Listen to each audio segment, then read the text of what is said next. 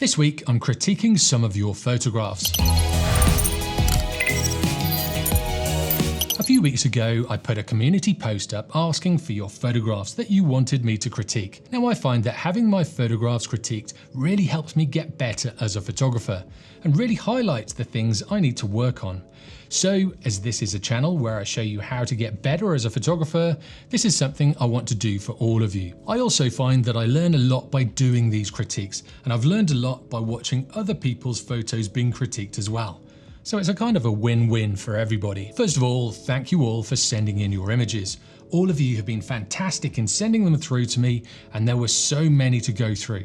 And if I did go through them all, this video would be pretty long. So if I haven't used yours this time, I'm going to critique more of them in a second video that I'll probably release in a few weeks' time. So watch out for the part 2 critique video from that. Now, to critique photographs, you don't need to be the best photographer in the world. And as long as you understand how photography works and what makes up a good photograph, it can be a fun process. And also, if you think differently to me, that's fine.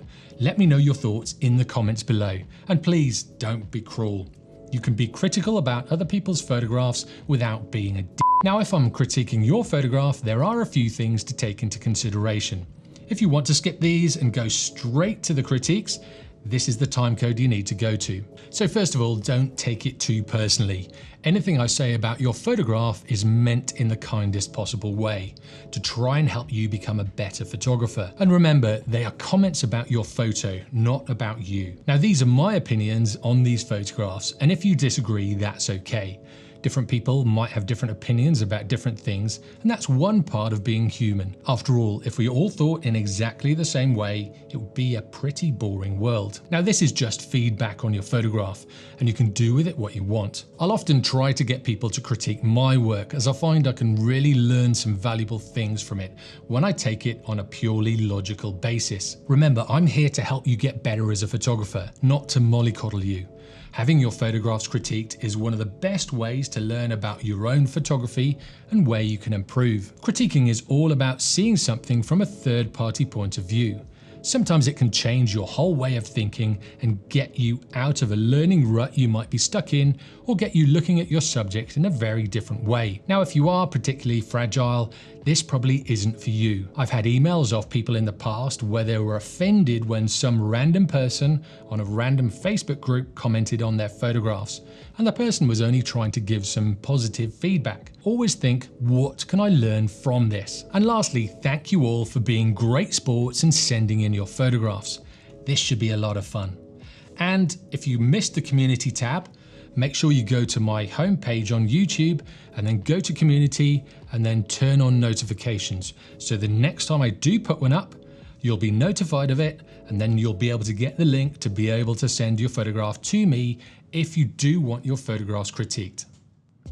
Now, this first photograph is by Ashwin Patale, and it's of this brown bush. It's got a few red trees in the background, a few green bushes in the background, and then a bit of a hillside in the distance as well. You've got this reflection in the foreground, and it does look like there's a few ripples. The colors are fantastic in this, and it looks like the sun is over your left-hand shoulder as you were taking this. Now, if you look at the stats, you took it around about 4 o'clock in December 2019, ISO 50, 63mm, f8 and 1/60th of a second. And you took it on the A7R4 with a 28-75 at 63mm. So you've used that Tamron zoom to frame it up a little bit. Now, if we look at the dimensions, I think that's cropped in a little bit. So I'm guessing you cropped in, reframed afterwards. And that's the great thing with having one of these cameras like the A7R Mark IV. You can crop in, you can work that photograph when editing.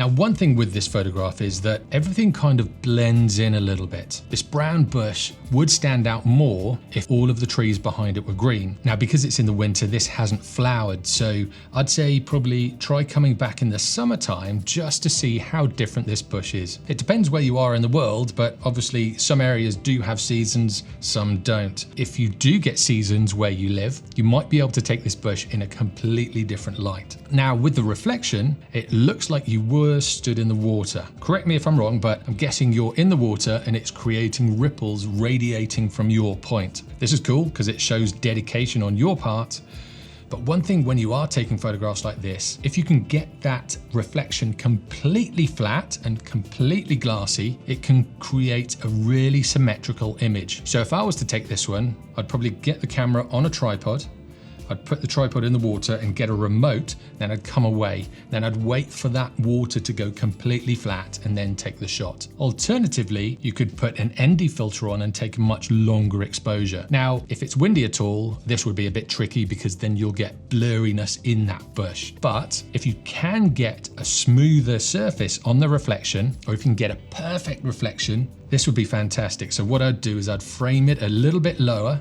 so the framing would come up to the top here. I'd capture the tops of the trees in the reflection. I'd wait for that reflection to settle, and then I'd take the photograph. One other thing I might do if I was taking a photograph of this is I'd try another shot at f2.8. You're shooting with a Tamron, so you do have quite a wide aperture. If we look at the background over here, so I'm gonna zoom in.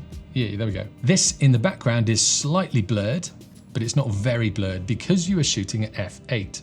If you shot at f2.8, this would become more blurred in the background. Now I know it's kind of cliched where you get the blurry background to make your subject pop from the photograph, but it's cliched for a reason, and that's because it works. So imagine all of these hills in the background were a lot more blurry, then that would make all of these trees stand out more.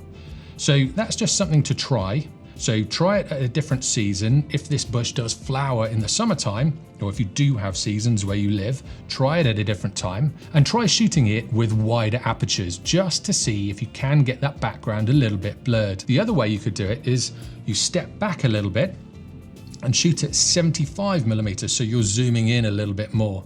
So you're not in the water, and then you can let that water settle as well. Now I do like this photograph, but if you tweak those little things or try different things with this subject, you might be able to get it to pop a little bit more. Now there's a few tips there, and Ashwin, I hope that helped. One other thing with your photograph, it does look like you've put a post-cropped vignette on, so it's quite dark in the corners. I'd just back off a little bit with this, because when I'm looking at the photograph, so if I'm looking here in the center, I can still see how dark it is in each of those corners. It's nice to put a vignette on a photograph like this. Just be wary of how much of a vignette you put on. Maybe change the midpoint a little bit so it gradiates a lot smoother.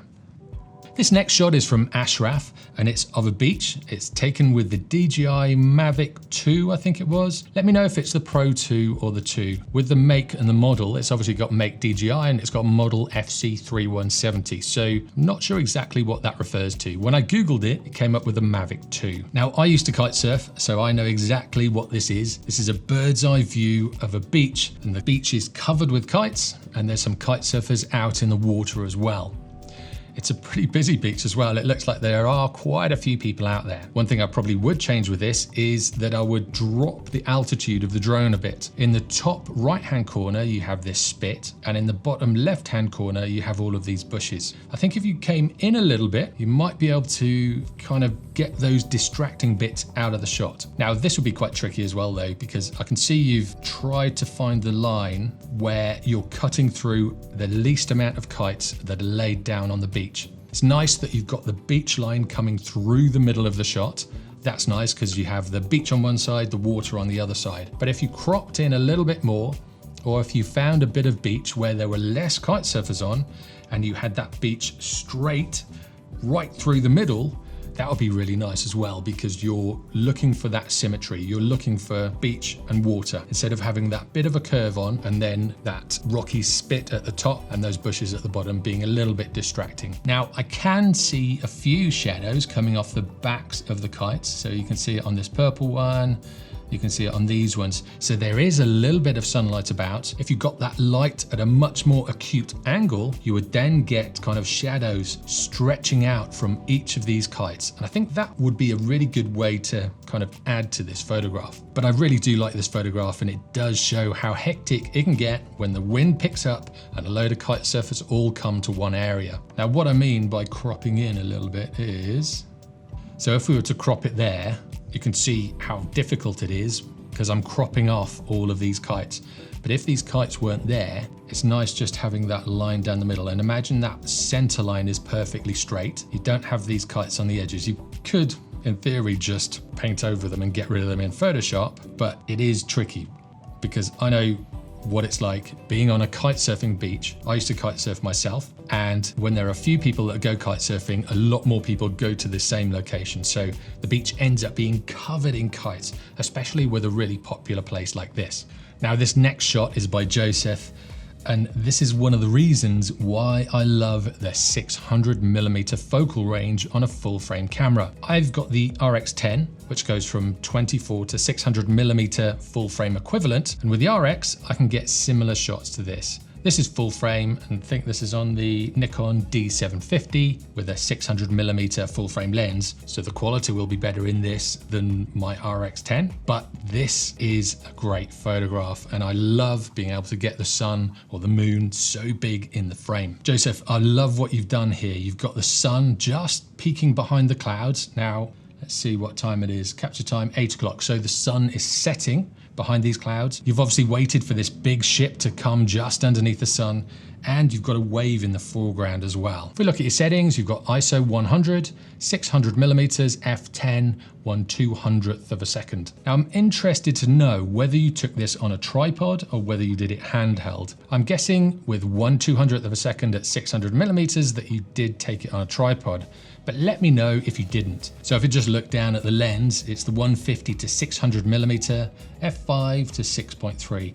So I think that's the Sigma or the Bigma as it's nicknamed. Now, because the sun is really bright, I'm guessing you exposed for the sun, so you didn't blow that out, which has created these really nice wispy clouds in front of the sun. But then it looks like you have brought up the exposure quite a bit in the foreground. Now, just on this wave, there is a little bit of a halo, and I'm guessing that's because you brought the exposure of this foreground up a bit to compensate for when you took the exposure for the sun, because I'm guessing this foreground would have been really dark. Sometimes you can't get around this, but I'd try and play around with the editing to try and get rid of this halo. Those halos do tend to point to things being over-processed a little bit. So I just bring that back a little bit, maybe darken down the ship and maybe do a localized change on this wave just to try and get rid of that halo. But apart from that, I really like this. It's dark and moody in the foreground, and it's got this beautiful sunset in the background, just dipping behind these clouds. I also like how you've got the sun on the thirds. So if we go into this, boom, there's on that third, and on that third there, you've got the horizon, you've got the boat in the middle. So you've really thought about this one. And yeah, I really like this. This is a really nice photograph. It might not be to everyone's taste, but yeah, I really like this shot. This next image is from Humame. So again, I apologize if I've pronounced that badly, but Humame, this is a nice landscape shot. Capture time is 8 o'clock in the evening, so it's of a sunset and of these nice steps coming down. Now, one thing I'm intrigued about is this bit of text along the bottom. You've cropped the side, so you're missing the S and part of the O. So I'm guessing you processed it and then changed the crop again. Now, with these text bits along the bottom, I just get rid of those because they are distracting. So what I'm going to do is just crop it down. It's good because it shows the settings, which are missing up here. So from this, I'm guessing you shot it with the Samyang 12mm manual lens, and that's why we don't have the focal range and the aperture. We have it down here, so focal range is 12mm and the aperture at f11. So I'll just nip that out so it's a little bit less distracting. Now, if you look at the stats, so that's f11, 12mm, 4-second exposure, ISO 100, and you shot it on the Sony 5100. These crop sensor cameras are actually really good, and it's amazing what you can get with a camera that shoots in manual mode and shoots in RAW as well. You've got a really nice capture, really nice longer exposure of the sea. One thing I'd probably play around with when you're taking a photograph like this again is with different exposure times. You've taken it over 4 seconds, and that's really smoothed out where these waves are. What I'd try and do is take one at 1 second, take one at half a second, take one at 8 seconds, take a lot of different photographs and then see which one you like the best. When I'm photographing seascapes, I'll do exactly that. I'll take lots of different timed exposures so I can then afterwards pick the one I like the best. It often works really well when you take it between 0.2 of a second to half a second. And this kind of gives you more texture in the waves.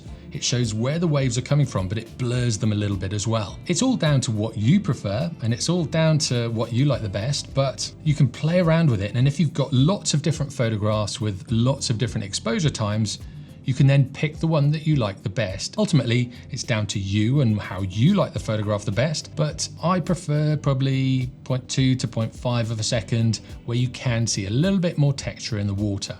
Now, if we look up to the top left-hand corner, this small peninsula sticking out in front of the bigger peninsula in the background is a little bit distracting. What I'd probably try and do with this is take it in a vertical portrait orientation. So we would lose all the stuff on this side, we'd get some of these flowers in, but we wouldn't get this small distracting bit of land that's sticking out into the shot. You'd then get this point in the distance, you'd get this rocky outcrop in the foreground, you'd get then more of the steps, you'd get the foliage on either side, and then you get a bit of the sky in as well. It seems like a bit of a weird crop that you've got a bit of sky, but not a lot of sky. So where you've placed the horizon just feels like I'm being contained, or the photo's being contained a little bit. If you took it in the vertical orientation, you'd then get more of that sky, and then you could bring that horizon down in the frame quite a bit. That's what I'd change, but I kind of like what you've done here. It's a nice composition. Just needs to be tweaked a little bit. This next shot is from Enrique, and it's of a waterfall, and it's a long exposure of a waterfall. First of all, I like the colors and the tones that you've got here. It's a really moody looking shot. You've got nice blues. You've probably pulled back the yellows and the browns a little bit and just gave it that wintry, dark, almost a nighttime looking feel to it. If we look at the time you took it, it's 7 o'clock. I can see there's no harsh sunlight on it, so I'm guessing it was a cloudy day, or the sun had at least gone down a little bit. I can see you shot it with the Canon Rebel T1i, which is the 500D in Europe. You've got the focal length at 50mm, ISO 100, f2.8 and 2.5 seconds. Now with waterfalls, it very much is a personalized thing. Some people prefer longer exposures and other people prefer shorter exposures. I like it around about 0.5 to 1 second, and in shooting in 2.5 seconds, it has made it a lot more smooth. One thing I'd do is play around with different exposures for shots like this. So try one at half a second, try one at quarter second, try one at 1 second, try one at 8 seconds, and so on and so forth, and see how different it looks. Sometimes you can be surprised that you think one exposure time will be right, but then you try another one and you take it and you go, oh, I prefer that one. So in experimenting with different exposure times, you can get very different looking shots and very different looking waterfalls. Now, one distracting thing with this photograph is the tree branches that encroach into your frame on the left-hand side. I'm guessing you are probably quite limited to where you could stand, but if you do have the option, I'd say move a little bit to the right so those trees come out of the frame and then it's just the waterfall. Or the other one to do is we've got this man-made structure in the background, but if you were to pull back a little bit, you could use a kit lens or something like that and go wider just to show the whole environment. I'd be interested to see what the water is doing in the foreground, because it looks like it's coming around a little bit, but I can't see where it's going then. And also, I'd like to see what's on the top of this man-made structure. And also this is all man-made on the right-hand side as well. If you do frame it wider, the waterfall is nice and bright, so that'll still get the focus and get the attention of the viewer, but then you'll show the environment that it's in, basically. And also then it doesn't matter so much that you've got these tree branches on the left-hand side, and it might tell a bit more of a story. Alternatively, if you don't have any wide-angle lenses, but you do have longer focal lengths, you could crop in a little bit, so you could pick out parts of the waterfall. I like the way that the water's coming down these steps, so one thing that I'd probably try and do is maybe use a longer focal length just to get this water trickling over these steps, so you could really isolate that as your subject. This rock in the middle, you could use that as a subject as well, so you can pick out parts. It all depends on how many lenses you have or what focal ranges you have with the lens choice that you have at your disposal. I'm guessing you'll probably have a kit lens because that's what normally comes with a T1i, and you've got the 50mm as well.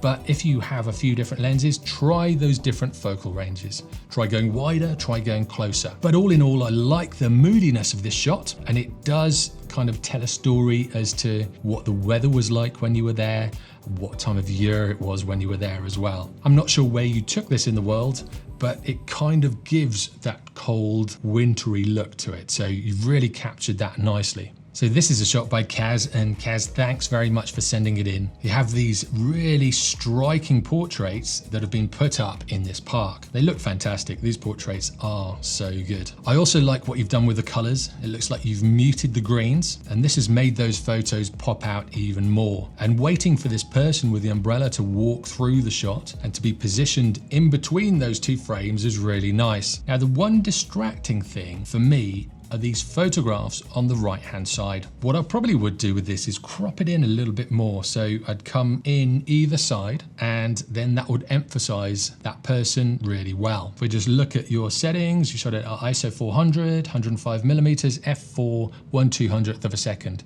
So I'm guessing with those settings, you may have shot it handheld. If you've shot it differently, let me know in the comments below. So you've got the 6D Mark II and the 24 to 105 millimeter. It's a really nice lens and really nice camera and really nice setup. I had the 6D Mark I and I loved it. I did have that lens for a while as well. It's a really great setup and just a nice, usable, all-round setup to have. So if we go to that develop module and we go to crop, I'll try and show you what I mean by getting rid of these pictures on the right-hand side.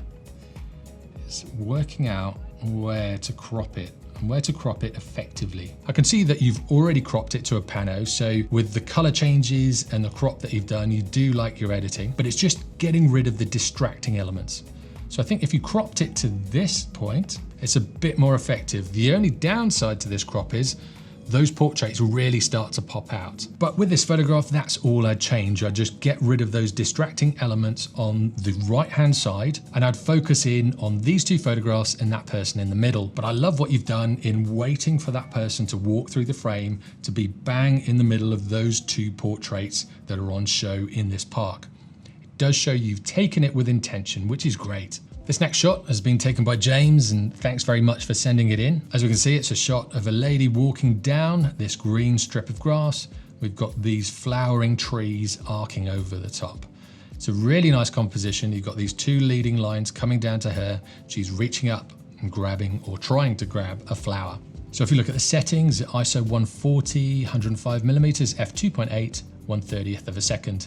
Now with that f2.8, you can see it's blurred the foreground, it's blurred the background, and the emphasis is on her. You can see you haven't sent me the full size image, so it's hard to see if she's completely in focus.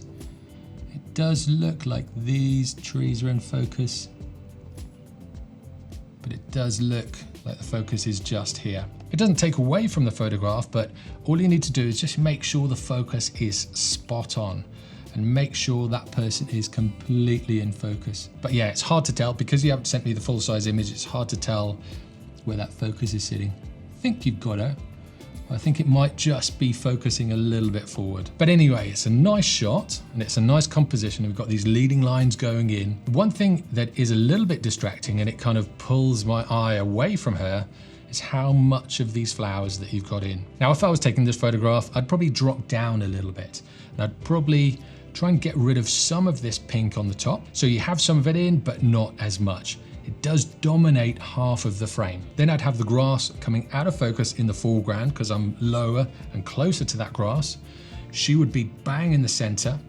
I'd then have these two leading lines coming straight towards her. And then you'd have this arc of a tree and you'd be able to see underneath all of these flowers a little bit more. But that's the only thing I changed of this really. It is a nice kind of leading photograph. It leads your eye into the shot and it leads your eye up to her. One other thing with dropping the camera to a lower level when taking this is you get rid of a lot of this distracting kind of what looks like a white path in the distance. Because this bit is brighter, it draws your eye up to the person, but then it kind of, your eye carries on going down the path. If you're lower, that would reduce the amount of this white path in the shot. It would put her in the center of this arch. Then you'd have the leading lines going to her. You'd really get that single point perspective working a little bit better than you have in this shot. But I really like it, really like how you've thought about it. You've got her to walk into the frame. You've got her to reach up as well. So you've really thought about it and you've really planned it. And that shows intention. And intention in photography is great. Now with these corners as well, it's quite dark to the left and the right, but this adds to the photo.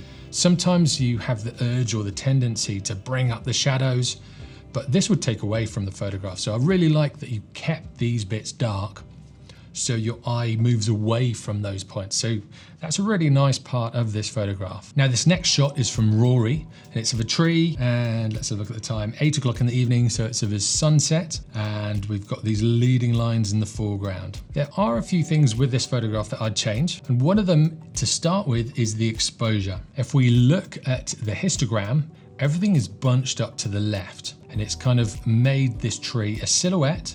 It's darkened the foreground, and in here as well, it looks really dark. You've probably tried to expose for the sun, and that's sometimes the problem with shots like this where the sun is in the shot or where there's a bright background.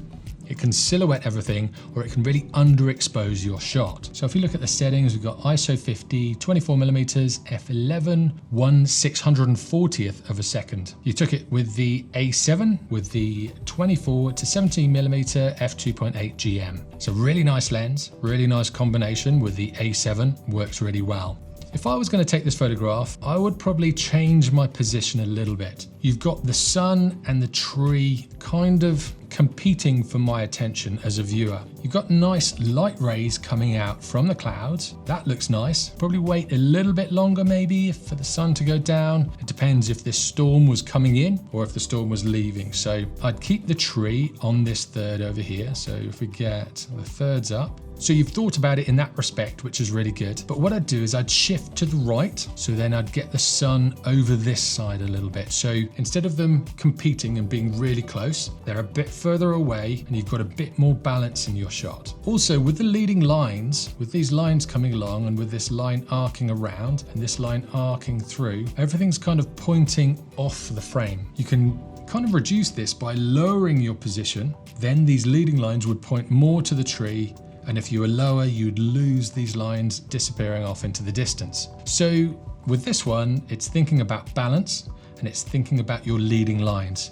Think about where the viewer's going to look, how they're going to look at the shot, and what they're going to think about the shot. Obviously, you can't really tell what they're going to think about the shot, but you can work on the balance and you can work on those leading lines. It's good that you've thought about the horizon. You've got the horizon on that bottom thirds line, so you've really thought about that. Now, if I just go into the develop module and I bring the shadows up a little bit, it does bring out a bit more detail in the tree, and it does bring out more detail in this foreground. This might not be to your taste, and you might just want it to be a silhouette. When you have a silhouetted subject, it needs to be really prominent in the frame. And like I said, the problem with this is the tree is competing with that sun. So if you can get to this location again, shift to the right a little bit, drop the camera a little bit, have the tree on 1/3, have the sun on the other thirds. Just explore the subject, move around as much as possible and see what you can get. This next shot is from Simon. Thanks very much, Simon, for sending it in. It looks like a pretty overcast day that you were shooting on. You had the EOS R6 with the 70 to 200 f4, ISO 125, 70mm f4, 1/500th of a second. So I'm guessing you took this handheld. One thing I found about this was